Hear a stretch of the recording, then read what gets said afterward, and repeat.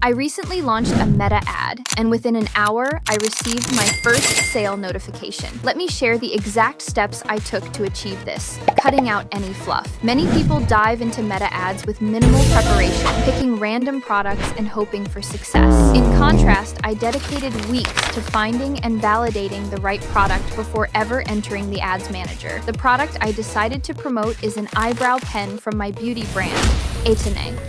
I chose this product because it addresses a common need, is lightweight, and has a high perceived value. Before running ads, I validated this choice by checking the Facebook ad library to see if others were successfully advertising it. This resource is free and invaluable for ensuring your product has demand. Next, I ensured my online store was optimized for conversions. I focused on having a clean product page with trust badges, fast loading times, a clear price, and a simple checkout process. Your store needs to look professional. It's essentially your salesperson online. When setting up the ad, I allocated a budget of $20 a day with a clear objective of making sales. Instead of narrowing my audience, I opted for a broad approach, allowing Meta's advanced algorithm to find potential buyers. I created a video ad modeled after successful examples I found in the ad library, rather than trying to come up with something completely new. After publishing the ad, I made the critical decision to walk away,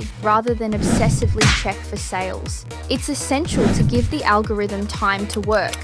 Turning off an ad too soon can kill its potential.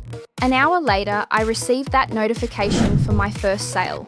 While this is just the beginning, it confirmed that my product, store, and ad were all set up for success. Now I plan to scale wisely, adhering to my rule of leaving the ad untouched for at least 72 hours. If you're considering starting an online store, don't believe the naysayers. Success is still possible if you do it right. Stay tuned for more updates on my journey.